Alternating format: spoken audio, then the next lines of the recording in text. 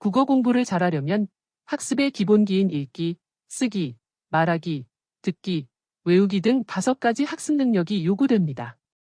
그중 읽기가 가장 기본이 되고 중요하다는 것을 알고 있는 학부모는 드뭅니다. 한글은 자연스럽게 다 알게 되는 것으로 착각하고 잘 읽는 것을 소홀히 하고 대충 넘어가며 빠르게 많이 읽는 능력만을 키우려고 애씁니다. 특별히 문제가 없어 보이는 학생 중에 선생님이나 학부모가 학습 동기나 목표를 만들어주기가 힘든 아이들이 있습니다. 이러한 아이들의 공통점은 기초학력이 1에서 2년 정도 늦고 투자하는 시간이나 노력에 비해 기대하는 결과가 나오지 않는다는 것입니다.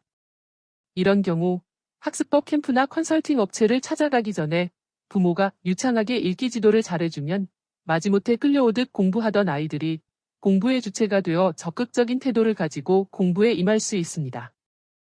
사람의 유전자에는 읽기 관련 유전자가 없어서 반드시 후천적으로 배우고 익혀야 한다고 합니다. 읽기의 핵심은 빠르게, 많이 읽기가 아니라 유창하게 읽기입니다. 흔히 언어를 배울 때 유창하다는 표현을 사용합니다. 영어가 유창하다고 할 때 이는 영어를 정확히 발음하고 적절한 속도로 말하며 듣는 사람에게 의미 전달이 잘 되며 표현을 적절하고 자연스럽게 사용하는 것을 말합니다. 국어 역시 유창하게 말해야 합니다. 국어를 유창하게 하려면 읽기 훈련을 할 때 더듬거리거나 느리지 않고 의미 전달이 잘 되도록 읽으며 정확히 발음하며 문장을 끝까지 글자를 빼놓지 않고 소리내어 읽는 것입니다. 이때 부모님께서 명심할 것은 아이에게 내용을 이해했는지 확인하지 않는 것입니다. 아이가 글을 정확히 발음하여 적절한 속도로 끝까지 잘 읽었다는 점이 더욱 중요하기 때문입니다. 유창하게 읽기 위해서는 끊어읽기를 잘해야 합니다.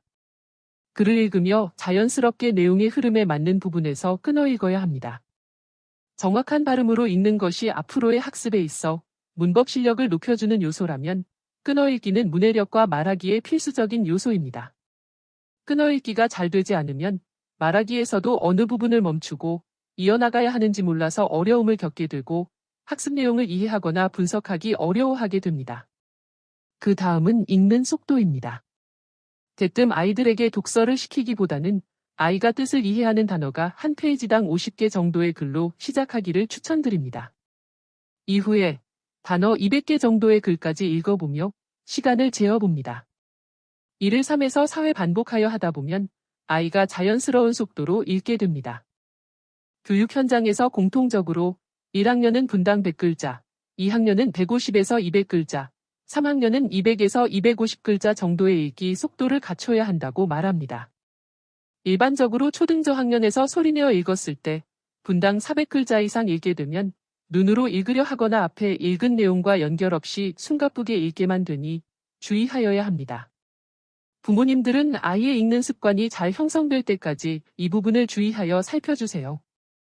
또한 아이의 끊어 읽기와 속도를 살피면서 동시에 읽기 태도는 어떠한지 확인해 주세요.